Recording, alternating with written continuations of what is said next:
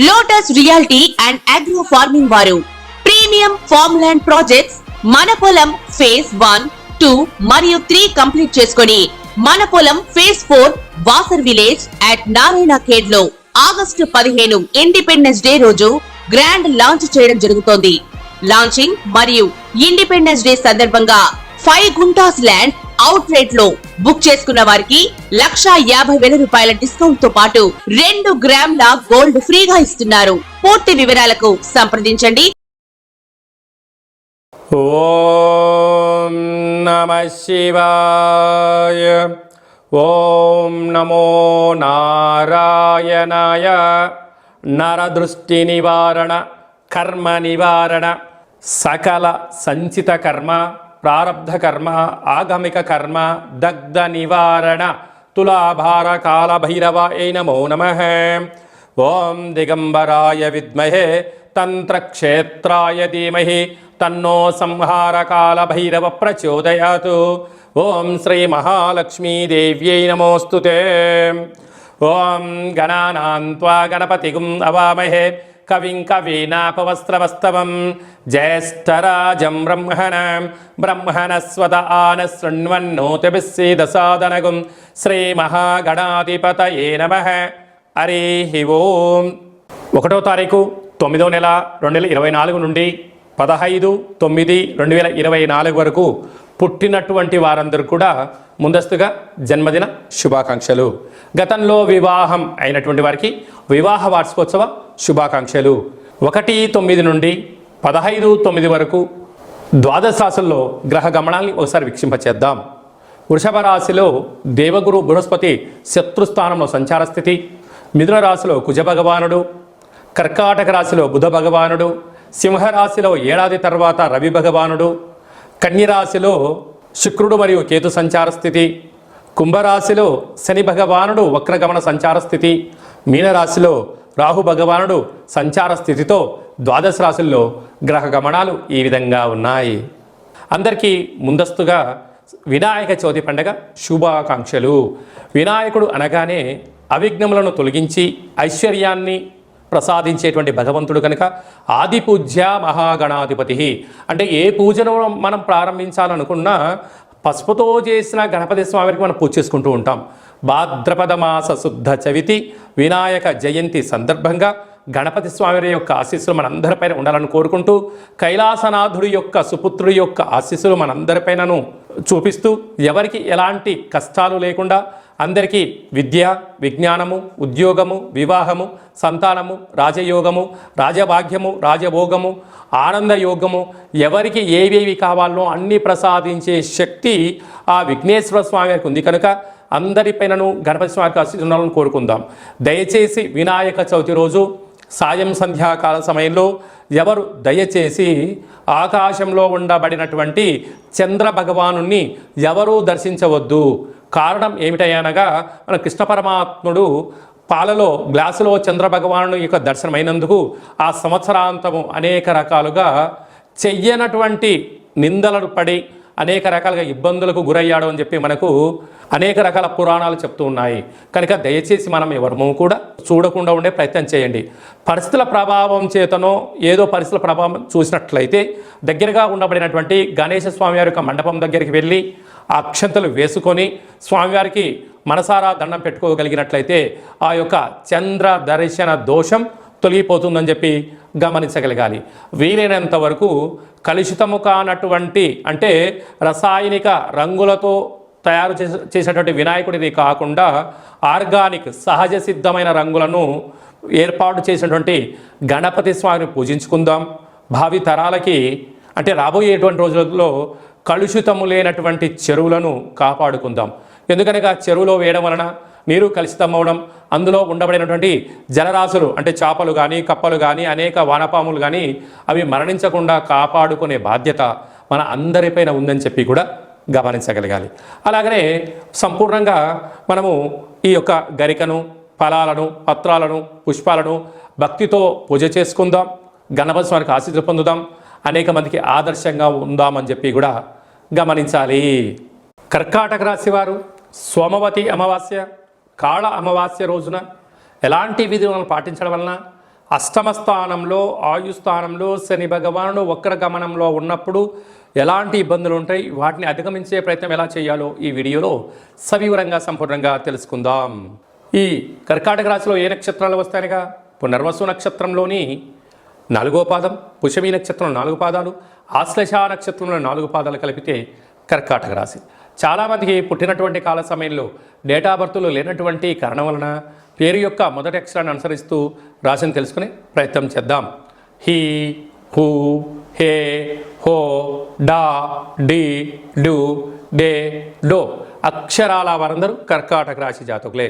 కర్కాటక రాశాధిపతి చంద్రుడు కనుక ఈ చంద్రుడు సోమవారానికి అధిపతి. అదియే కాకుండా ఈ సోమవారం రోజు అమావాస్య రావడము, శ్రావణ మాసంలో అమావాస్య రావడము, మంగళవారంతో కూడుకున్నట్టు అమావాస్య రావడం వలన ఒకవైపు అష్టమ స్థానంలో శని భగవానుడు వక్రగమనంలో ఉన్నాడు కనుక వీలైనంత వరకు ఇంటిని మంచిగా శుద్ధి పెట్టుకొని ముగ్గు పిండి చేత ఇంట్లో ఒక అష్టదళ పద్మాన్ని వేసి తెల్లటి గుమ్మడికాయను కానీ కొబ్బరికాయను కానీ సగభాగాన్ని కట్ చేసి అందులో సమృద్ధిగా నూనెను పోసి 8 ఒత్తులను వేసి దీపం వెలిగింపచేసి అందులో తెల్లటి ఆహారాన్ని అంటే అన్నము, పప్పు, చారు, పెరుగు కానీ పాయసంతో కూడుకున్న పదార్థం కానీ లేకుంటే ఇంకా పాలను నైవేద్యంగా ఏర్పాటు చేసి పూజ యథాశక్తిగా షోడశ ఉపచార పూజలు చేసుకొని సాకలి వాళ్ళకు దానం ఇవ్వగలిగినట్లయితే మనకు రుణ సమస్యలు, రోగ సమస్యలు, శత్రు సమస్యలు ఈ యొక్క కూష్మాండ దీపంలో 8 ఒత్తులు పెడతాం కనుక కష్టాలు తొలగిపోయి అష్ట ఐశ్వర్యానికి మహాలక్ష్మీదేవి మన ఇంటికి గళ్ళు గళ్ళు అంటూ వస్తుందని చెప్పి గమనించాలి.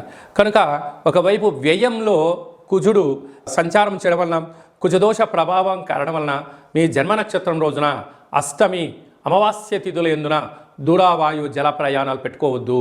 వీలైనంత వరకు మౌనం, ధ్యానం, ఆధ్యాత్మికత, ప్రశాంతమైన వాతావరణాన్ని ఏర్పరచుకోగలిగినట్లయితే ఈ కాళామావాస్య, సోమవతి అమావాస్య దోషం తొలగిపోతుందని చెప్పి గమనించాలి. కనుక నీటి వ్యాపారస్తులు, హోటల్ వ్యాపారస్తులు, అలాగనే పాల ఉత్పత్తులు, స్వయం వృత్తులు, మార్కెటింగ్ రంగంలో కూడా బయరారు, గృహ భవన నిర్మాణ కార్యక్రమాలు, వ్యవసాయ సోదరిమణులు, సాఫ్ట్వేర్ హార్డ్వేర్ ఉద్యోగస్తులకు కొద్దిపాటి గడ్డు కాలము అని చెప్పి గమనించాలి. 2/9/2024 మనకు సోమవారం అమావాస్య, శ్రావణమాస అమావాస్య, అందులో మఖా నక్షత్రంతో కూడుకున్న అమావాస్య రావడం వలన సోమవతి అమావాస్య అంటారు. ఆ అమావాస్య సోమవారం అంతా సంపూర్ణంగా ఉంటూ 3వ తారీఖు ఉదయం 9 గంటల వరకు కూడా ఉంది కనుకనే మనకు మంగళవారం కూడా అమావాస్యగా పరిగణించగలగాలి. కనుక శ్రావణమాస అమావాస్య సందర్భంగా కాళ అమావాస్యగా మనము గమనించగలగాలి. వీలైనంత వరకు ఇంటిలో శుద్ధి పెట్టుకోవడం, మన జన్మ నక్షత్రం, మన జన్మతిథి, జన్మరోజు ఆ రోజు వచ్చినట్లయితే వీలైనంత వరకు నీటిలో ప్రయాణం చేయకపోవడం, వాయు ప్రయాణాలు చేయకపోవడం, విశేషమైన గొడవలకు దూరంగా ఉండడం, మౌనంగా ఉండే ప్రయత్నం చేయగలిగినట్లయితే మనకు దుష్టగ్రహాల యొక్క దోషం తగ్గుతుందని చెప్పి గమనించగలగాలి. వీలైతే కాలాన్ని శాసింపజేసే శక్తి కాళభైరవ స్వామి వారికి ఉంటుంది కనుక మనమందరము కూడా కాళభైరవ స్వామి యొక్క స్మరణ, ధ్యానము, కూష్మాండ దీపము, కాళభైరవ స్వామికి సౌభాగ్య ముడుపు కట్టుకొని హోమ కార్యక్రమంలో పాల్గొన్నట్లయితే మనకు అమావాస్య ఛాయలు, సోమవతి అమావాస్య ఛాయలు దోషం తొలగిపోతుందని చెప్పి కూడా గమనించగలగాలి. వీలైతే మీరు ఇంట్లో చేసుకోండి. కుదరకపోతే ఈ కింది నెంబర్ సంప్రదించినట్లయితే మన యొక్క దేవాలయంలో అమావాస్యకు విశేషమైనటువంటి కాళభైరవ కాళ అమావాస్యకు సంబంధించినటువంటి హోమ కార్యక్రమాలు జరుగుతాయి కనుక మీకు వాట్సాప్ కాల్ ద్వారా ప్రత్యక్ష ప్రసారాన్ని కూడా చూపించడం జరుగుతుందని చెప్పి గమనించగలగాలి. అలాగనే మనకు 7వ తారీఖున వినాయక చవితి పండగ కనుక మనమందరము కూడా ఆది పూజ్య మహాగణపతి స్వామి వారి యొక్క పూజా కార్యక్రమాలని యథాశక్తిగా మనకు ఎంత శక్తి కలిగితే అంత శక్తిగా స్వామివారిని పూజ చేసుకుందాం. కలుషితం లేనటువంటి, రంగులు లేనటువంటి, రసాయనం లేనటువంటి వినాయక స్వామిని పూజిద్దాం. స్వామివారికి అటుకులు, బెల్లము, ఉండ్రాళ్ళు, లడ్డూ నైవేద్యాన్ని ఏర్పాటు చేసుకుందాం. స్వామివారి యొక్క ఆశీస్సుల కోసం మనం అన్ని విధాల మానవ ప్రయత్నం చేద్దాం. దయచేసి చంద్ర భగవానుణ్ణి దర్శించవద్దు అని చెప్పి మీరు గుర్తుపెట్టుకోగలరు. అలా విధి లేని పరిస్థితిలో దర్శించినట్లయితే ఈ కింది నెంబర్ సంప్రదించి మీ గోత్రనామాలు పంపించినట్లయితే ఆ యొక్క దోష నివారణకు మన యొక్క దేవాలయంలో ప్రత్యేకంగా పూజ చేయించి మీకు గరిక, అక్షంతలు, కంకణాన్ని పంపించడం జరుగుతుంది కనుక దయచేసి 100% ఎవరు చూడవద్దు. తెలియని పరిస్థితిలో చూసినట్లయితే ఈ కింద సంప్రదించండి. మీకు మంచి సలహా సూచన ఇచ్చి అష్ట కష్టాలకు మనము కేంద్ర బిందువు కాకుండా అష్ట ఐశ్వర్యం స్వాగతం పలకడానికి ఏమేం కావాలో సలహాలు సూచనలు ఇవ్వడం జరుగుతుందని చెప్పి గమనించాలి. అలాగే మనకు 11వ తారీఖు భాద్రపద మాస శుద్ధ అష్టమి బుధవారము జ్యేష్ఠ నక్షత్ర సందర్భము. ఇది చాలా ఒక 18 సంవత్సరాలకు ఒకసారిగా వచ్చేటువంటి బుధవారము జ్యేష్ఠ నక్షత్రము, అందులో అష్టమి తిథి రావడము. అంటే వినాయకుడికి ఇష్టమైన రోజు బుధవారము, బుధుడి యొక్క నక్షత్రము జ్యేష్ఠ నక్షత్రము, అందులో అష్టమి తిథి రావడం అనేది చాలా అరుదుగా వస్తుంటుంది. కనుక మనం అందరము కూడా తంత్ర వరసిద్ధి మహాగణపతి స్వామి యొక్క పూజ చేసుకున్నట్లయితే వీలైతే ఈ మంత్రాన్ని స్మరణ చేసి ఏదైతే మనం కోరుకుంటామో దాన్ని విజయం సాధించడం జరుగుతుందని చెప్పి గమనించగలగాలి. మంత్రాన్ని చెప్తాను, ఒకసారి నోట్ చేసుకోండి. ఓం శ్రీం హ్రీం క్లీం గ్లౌం గం గణపతయే వరవరద సర్వ కార్యం. అంటే మనం ఏదైతే కార్యం అనుకుంటున్నామో ఆ కార్యం పేరు అనుకొని వశమానయ స్వాహ అనేటువంటి మంత్రాన్ని ఒక 27 సార్లు తగ్గకుండా రోజుకు ఒక 108 సార్లు ఈ మంత్రాన్ని ఉచ్చరింప చేయగలిగినట్లయితే మనకు కష్టాలన్నీ తొలగిపోయి ఐశ్వర్యానికి స్వాగతం పలుకుతూ ఆ పని మనకు అనుకూలించేటువంటి విధంగా తంత్ర తాంత్రిక వర కాల విఘ్నేశ్వర స్వామి యొక్క ఆశీస్సులు మనపైన ఉంటాయని చెప్పి కూడా గమనించాలి. ఈ విధంగా మనమందరము కాళభైరవ స్వామి యొక్క ఆశీస్సులు పొందుతాం, విఘ్నేశ్వర స్వామి యొక్క ఆశీస్సులు పొందే మానవ ప్రయత్నం చేద్దాం.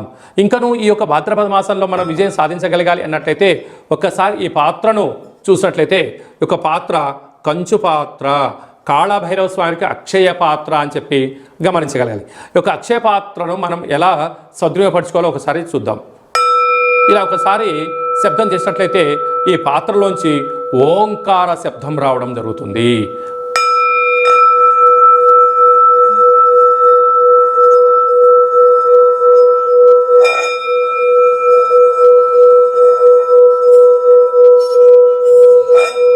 ఈ యొక్క శబ్ద తరంగాల ద్వారా మనిషి శరీరంలో ఉండబడినటువంటి 7 చక్రాలు వికసింపచేయడం, ఇంట్లో ఉండబడినటువంటి జ్యేష్ఠాదేవి బయటికి వెళ్ళిపోవడం, గ్రామంలో దేశంలో సంచరించే లక్ష్మీమాత మన గృహంలోకి గళ్ళు గళ్ళు మంటి రావడం జరుగుతుంది.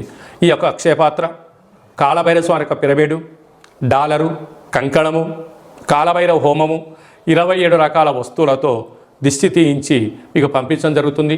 ఒక్కొక్క నెలలో ఒక్కొక్క కాళభైరవ స్వామి వారు ఉంటారు. ఆ కాళభైరవ స్వామికి ఆశీస్సుల కోసం ప్రతి నెల మీ యొక్క గోత్రనామంతో ఇక్కడ పూజ చేయడం జరుగుతుంటుంది. కనుక మనమందరము కూడా అక్షయ పాత్రను సొంతం చేసుకుందాం, ఐశ్వర్యానికి స్వాగతం పలుకుదాం. అలాగనే మీ వ్యక్తిగత జాతకం తెలుసుకోవాలనుకుంటున్నారా? మీ పేరు, పుట్టినటువంటి తారీఖు, నెల, సంవత్సరం, సమయం రాసి మీరు వాట్సాప్ పంపించగలిగినట్లయితే సంపూర్ణంగా 100 సంవత్సరాల జాతకాన్ని వ్రాసి పంపించి మీరు పుట్టినప్పుడు గ్రహ గమనాలు ఎలా ఉన్నాయి, ప్రస్తుతం ఎలా ఉంటున్నాయి, రాబోయే కాలంలో ఎలా ఉండబోతున్నాయో సవివరంగా సంపూర్ణంగా తెలియజేయడం జరుగుతుంది. అలాగనే చాలామందికి పుట్టినటువంటి కాల సమయంలో డేటా ఆఫ్ బర్త్లు లేనటువంటి కారణం వలన మీ పేరు యొక్క మొదటి అక్షరాన్ని అనుసరిస్తూ రాశిని తెలియచేస్తూ గ్రహ గమనాలను ఎలా ఉన్నాయని తెలియచేస్తూ రమణ శాస్త్రం ద్వారా అనగా గవళ ద్వారా కాళభైరవ ఉపాసన చేత భూత భవిష్యత్ వర్తమానాన్ని తెలియజేయడం జరుగుతుందని చెప్పి గమనించగలగాలి. కనుక ఆసక్తి గల వారందరం కూడా వ్యక్తిగత జాతకాన్ని తెలుసుకుందాం, జాతకంలో ఉండబడిన అడ్డంకులను తొలగించుకుందాం, ఐశ్వర్యానికి స్వాగతం పలిగేటువంటి అద్భుతమైన కాళభైరవ ఆశీస్సులు పొందుదాం. కనుక వ్యక్తిగత జాతకం తెలుసుకోవాలి అనుకుంటున్న వారందరూ కూడా ఈ కింది నెంబర్ని ఆన్లైన్ ద్వారా కానీ ఆఫ్లైన్ ద్వారా కానీ వాట్సాప్ ద్వారా కానీ సంప్రదించి అపాయింట్మెంట్ తీసుకొని సంప్రదించగలరు. మీ యొక్క జాతకాన్ని సవివరంగా సంపూర్ణంగా తెలియచేస్తూ మన యొక్క దేవాలయంలో కాళభైరవ హోమం జరిగినప్పుడు జాతకం చెప్పించుకుంటున్న ప్రతి అందరికీ కూడా ఒక వీడియో కాల్ ద్వారా కాళభైరవ స్వామికి చూపించి ఆశీస్సులు కోసం ప్రయత్నం చేయడం జరుగుతుందని చెప్పి కూడా గమనించగలగాలి.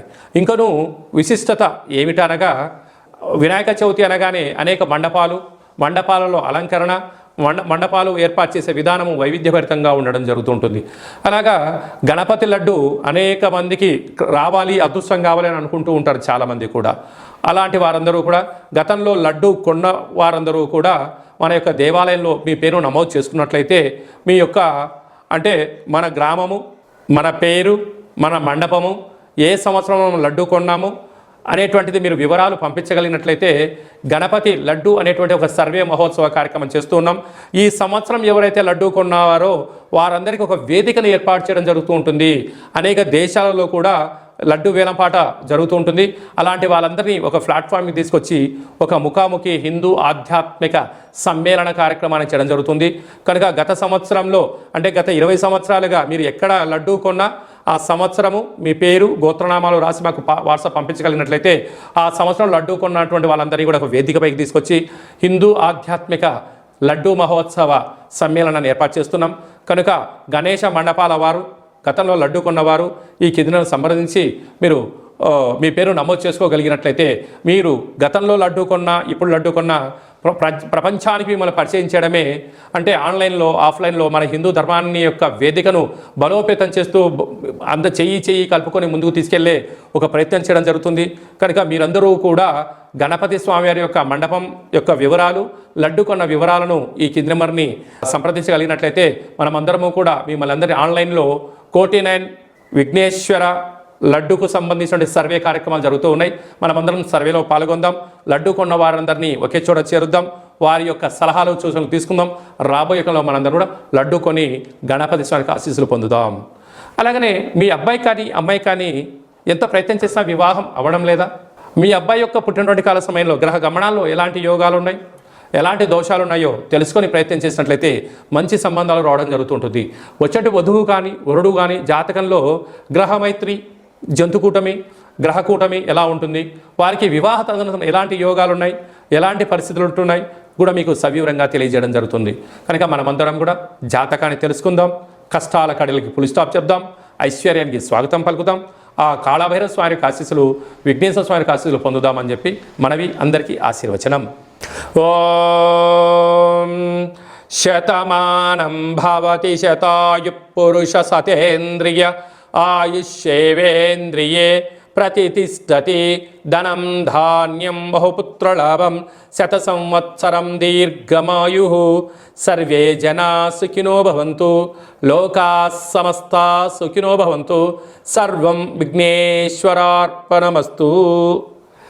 ఈ వీడియో మీకు నచ్చినట్టయితే లైక్ చేయండి, షేర్ చేయండి, మా ఛానల్ని సబ్స్క్రైబ్ చేసుకోండి. అందరికన్నా ముందుగా మీ వ్యక్తిగత జాతకం మీరు తెలుసుకోవాలనుకుంటున్నారా?